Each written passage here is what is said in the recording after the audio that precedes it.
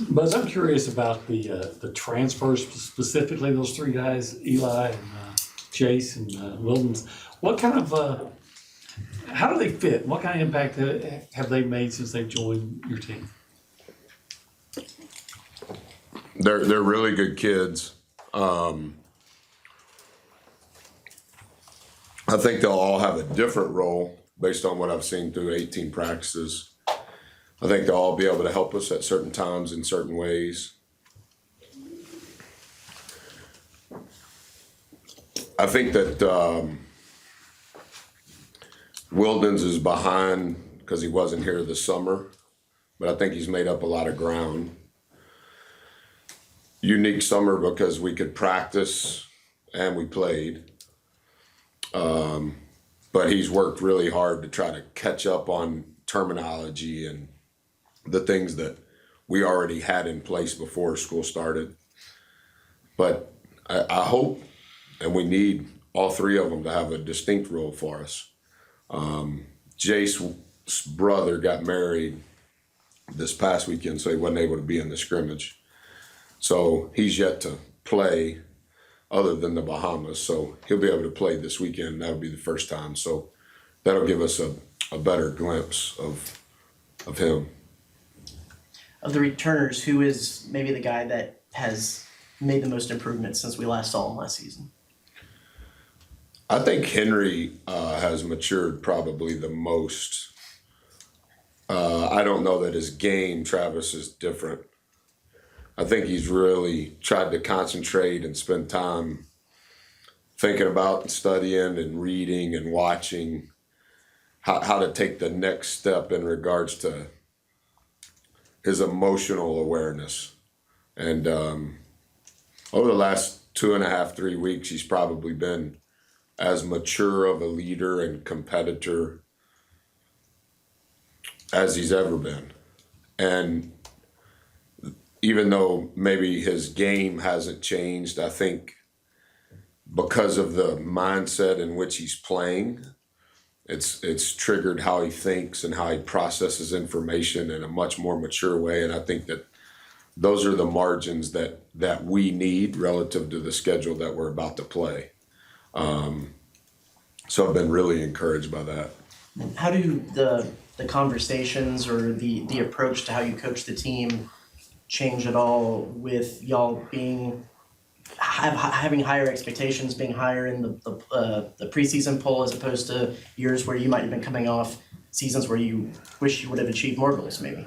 Well, I think that regardless of how we've been portrayed, the schedule, 8 games in November, 5 of them on the road, I don't think that's ever taken place here. It's for sure not taken place since I've been here. So I think all of us are aware of what's on its way and the difficulty that it all presents. So I would say what I've tried to do a better job of in regards to coaching is holding them accountable for all of the little things that will potentially be the difference in winning or losing in some of the environments and teams and coaches that we're about to play against. We had a great January and February and March, other than the end, but we were also really bad in November and December. And so how can we, as good as the end was and as bad as the beginning was, how can we put all of that together and be our best from start to finish, which is really hard to do, not just physically, but it's hard to do mentally and emotionally. And so I think those are the things that I spend the most time talking to our returning players about. Buzz, how do you replace Dex? And, We don't. Well, how do you think you're going to fill that role with what you have? I don't know yet. Dex was not the best player on our team, but I think he impacted winning the most. And I also think that's why he's had the success that he's had so far. And I think that's why he was sitting on the bench last night for the Mavericks. I do think that we can statistically maybe find ways to group together some guys that can do what he did. But he was one guy doing it over a 32-minute span. And The presence that he had on the glass was, I mean, he was the leading rebounding perimeter player in the league. He guarded the best player every possession. He was the best listener I'd ever coached. And his ability to process information and then execute it and never forget it was as good as I've ever seen. And so I think his example helped everybody that was a part of the program last year. And I hope that Jason Eli can do some of the things that he did. But the longer it went, he got better and better. And the consistency in which he went about his work was an example that our program really needed. He was so good for Solo to see. He was really good for Boots. He was really good for Four, because he was just an everyday guy. He was the same. His attitude was the same. His mentality was the same. His work ethic was the same. And he never flinched. And those guys are rare, regardless of sport. Well, as John Calipari said that with the team you have coming back, and you specifically mentioned your guards, that you should be walking around smiling every day. So my question is, are you walking around smiling every day? No, I try to coach my team. I try not to talk about other coaches or their recruiting class or their job. The job's hard enough. And so when you mentioned that to me the other day, I didn't even know he said it. I'm trying to do a better job of just I'm trying to do what I ask our players to do, right? And can I stay focused on the task at hand and the people I'm responsible for? So Coach is in the Hall of Fame and he can say whatever he wants to say, but no, I don't. Just want to do the best I can do for Texas A&M. Coach, you talked about retention rate at SEC Media Days, and obviously you bring back a ton of guys this year. What kind of benefit have you seen this preseason, maybe that differs from others with the just amount of guys that want to come back and play? Yeah, I think that's a credit to our staff. Like I mentioned, we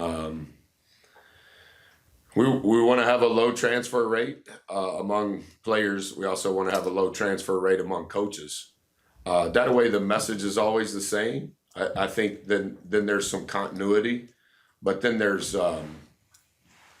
hopefully growth, because everybody knows the direction we're trying to go and the ways that we go about it.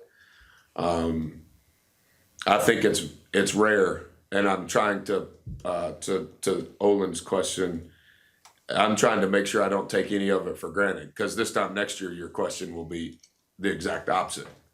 And that could be why Coach Calipari is saying what he said, because he's in a completely different position too. I don't know. But I think what it hopefully allows you to do is maybe just stay ahead. Where we're at in October is different than where we were last October, because there's so many returning players. And with the model of college athletics the way that it is now, as you know, it's really rare. And so I want to make sure I realize how special this is. Are you surprised at all the recognition Wade is getting this preseason, or was it just a matter of time? I think the most surprising thing is what he's done in his 4 semesters of college. For a guy that was, some people recruited him. It was a little different time because it was during the pandemic, so it's hard to normalize that, because everything was so unique. You know, he didn't come on a visit. It wasn't like we were able to go see him. We went and saw him. I think I saw him my second day of employment here. So he would have been in the spring of his sophomore year. Isn't that right? So then year number 1 that I coached here was his junior year. Year number 2 was the pandemic year, which was when he was a senior. We've always had great belief in him. I have great belief in him mostly because of how he was raised. 2 really good parents, an incredible support staff, system. But I would be foolish and remiss to think that going into his junior year that he would be preseason player of the year as a sub 6 foot guard. That's hard. But I do think he's been an integral part of what we've done since he's been here. I think when Marcus Williams left the team, whatever that was, December, there's been a consistent trajectory to how good he has been and how important he's been. I think he'll be guarded completely different than he's ever been guarded. I think all of these polls and votes and all of those things, it probably puts a bigger target on you as a player or as a team. And so he's been very consistent in his work since he's been here off the floor, on the floor. And he's been a great representation of what we want to be about as a program. So I'm happy for him, and I hope it comes true. There's a lot of work between now and then, though. I know Julius wasn't out there. Is there any update on what's going on? Yeah, he's not able to take part of team activities. He's going through a university process. I'm not privy to any of that, so I can't comment on it further. But that's where it stands. Coach, when you talk about all the returning guys, you were just talking about that, and then playing in the Bahamas too, do you feel like this year compared to last year, you have a better sense of just the identity and the rotations and kind of how everyone will gel as opposed to last year? Yeah, I think we're ahead of pace in regards to all that. Obviously, having so many returning players helps. You're trying to figure out where do the new guys help? How do they help? How much can they help? Do they make us better? How do they make us better? Are the returning guys better? Are they the same? Schematically, do we want to continue to do everything the exact same? We kind of do a deep dive like most programs do on, break up what you do defensively into every category and then literally study it per possession. Defensively, we've done a lot of the same things the last 2 years. And so we've studied every offensive possession of every high major opponent we've played and kind of gathered that data. And then what does this tell us? What changes should we make? Some of what we've done offensively has been the same the last 2 years. There was a portion of what we did last year that was brand new. So how can we've done the same thing. And so you're just trying to figure out, okay, our returning players know most of this, and here's what's happened with them, and what changes should we make? And then how, within those changes, how often should we practice those things since they are brand new and you have to, I don't know if break down old habits is the right word, but if it's new, your volume of reps of doing that is low. And so that's kind of how we've tried to handle practice over the last 3.5 weeks. Before he got hurt last year, Manny was one of your first guys off the bench. Yeah. How do you see his role this year with? Yeah, he had a good summer. I think that was the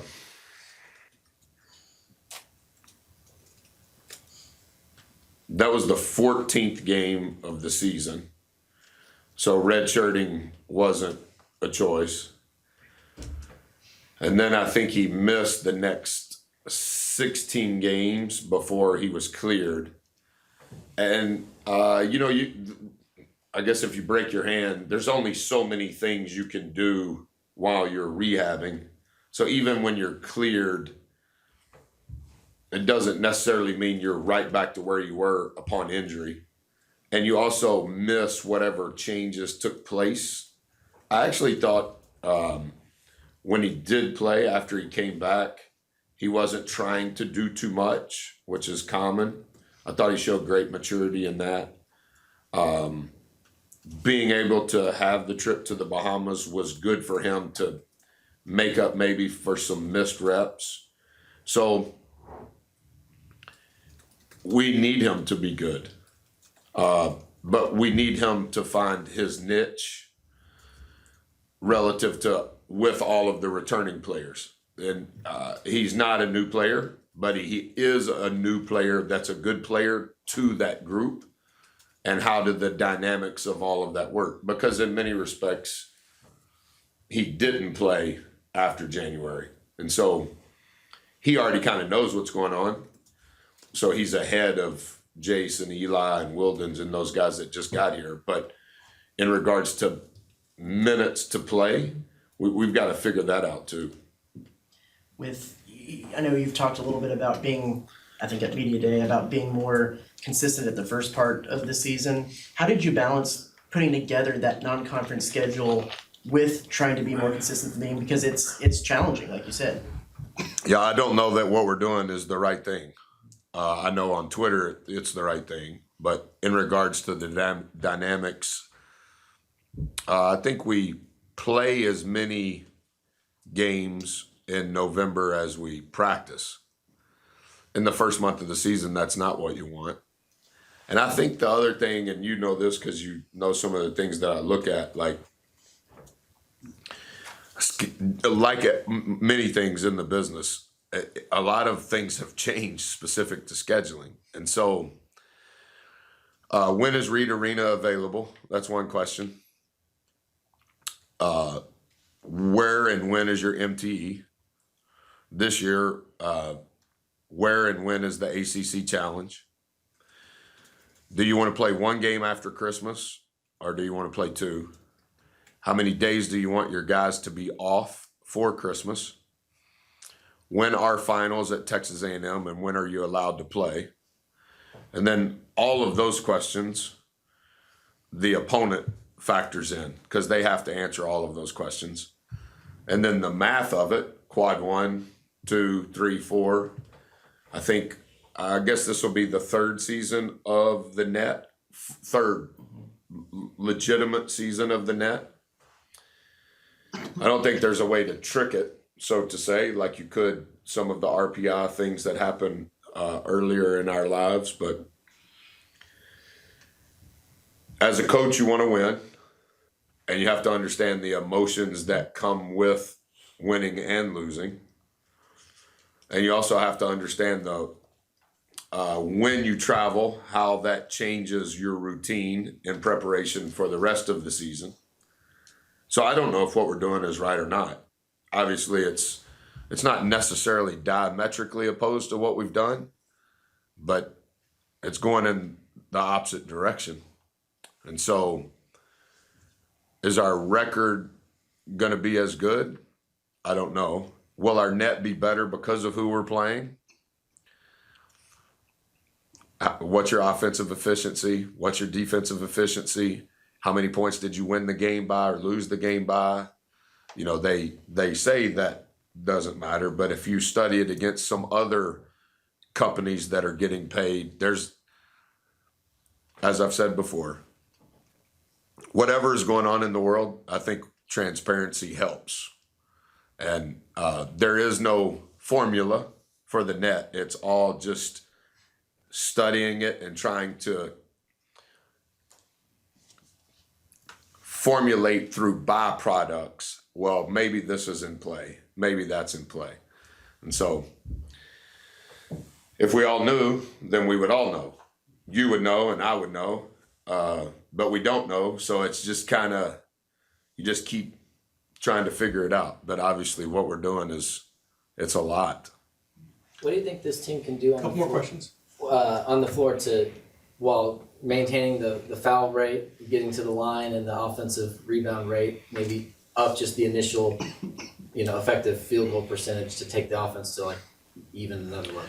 I think we finished 39th in the country offensively, and we finished 39th in the country defensively on the numbers that matter. The offensive number for sure was skewed because I think we were first in the country in free throw rate. I think we were fourth in the country in offensive rebound percentage. So was our offense good, or we either hit it off the rim and went and got it a lot, or got fouled? But to some degree, that is good offense if you know who's going to shoot it. The thing that killed us defensively was I think we were 168th in defensive rebound percentage. So we're 168th in defensive rebound percentage, but yet our overall defense finished 39th. So if our defensive rebound percentage was just top 100, then our defense is probably top 25, arguably top 20.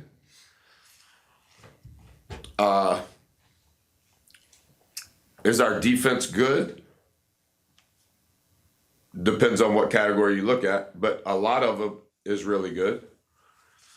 But you have to finish the possession with the rebound in order for your defense to be considered real good. And so maybe that's some of the changes we're trying to figure out is what do we need to do defensively so we can finish the possession with a rebound? And then how can we maybe have a top 20 offense while not losing our offensive rebounding rate and our free throw rate? Some of that is tempo probably. Some of that is ball screen coverage probably. But again, those are the margins, because if you're 39th and you're trying to finish in the top 20, you're talking about 0.2, 0.3% better. But that's how thin the air is relative to what we're wanting to do and what we're trying to do. Most have been really successful, or had a great success rate with transfers coming in. Is that as simple as identifying an area of need and finding the guy that can Yeah, I think it's that's a hard question, Olin. I think our staff does a really good job of throughout the year kind of being prepared for whatever may transpire. There's so many variables. Hey, does he have a year of eligibility remaining because of COVID? Is he going to use it? When is he going to decide if he's going to use it? That's part. Who are you losing for sure? And do you have anybody that can replace them? I think the one thing that's helped us is our staff has done really good at figuring out the people that fit us, narrowing it to that point. And then from that group, who can we get, et cetera, et cetera. And so we need some of those guys this year to be just as impactful, probably in a little different way than Dex was. But, you know, if you think about some of the guys that have been here that we're calling returners now, they were actually portal guys too, you know? And that's, you remember this, like when the portal started, that was subliminally, that was our hope. How can we participate in the portal with people that fit us that talent-wise fill a hole? We had a lot of holes. I think we finished in last place. And then also, who are the youngest good people who are good players that we can sign so that there can be some sustainability in our roster? And that's it's been the combination. Four's a high school guy. Mo's a high school guy. Henry was a transfer with 4 years left. Andy was a transfer with 3 years. Boots was a transfer with 3 years. Signed solo, he's a freshman. Like, it's a little bit of both. But the key is once you get them here, you have to have identified before they got here that they're one of us in regards to who they are as people. And then who is surrounding them, I think, is so important. Because if your roster is constantly turning over for whatever reason, graduation, expired eligibility, or transfer, because it's not an art, it is an art, not a science, you're not going to bat 100%. It's just impossible. And so how can you keep as many of the good people that are good players that have eligibility remaining on your roster as possible? But you can't be the youngest team in the league because you're playing 23-year-old men relative to COVID. Some of them kids are 23, 24 years old. Well, you can't roll out there with a kid that just turned 18 and regardless of what he's ranked, think that that's enough. So it's a balance of all that. You have Compete for a Cause this weekend. Why is it important to participate in those charity showcases, and then what are you looking for? Yeah, it's worked out. I know we were late to announcing it, but we had kind of probably been ahead of that. I'm glad that we're doing it for all of those families. We've been there.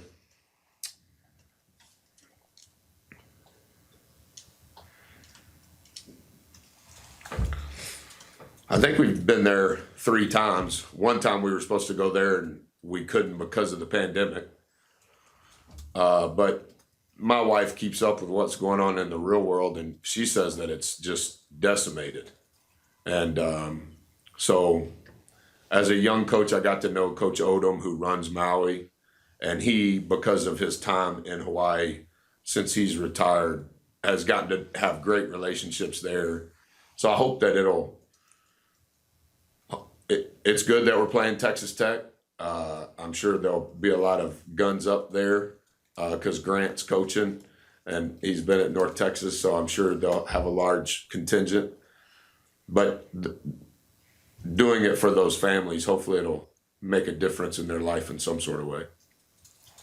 All right, that cover it? Hey guys, so I've been thinking about this for a long time, and I'm going to handle it with you guys locally first.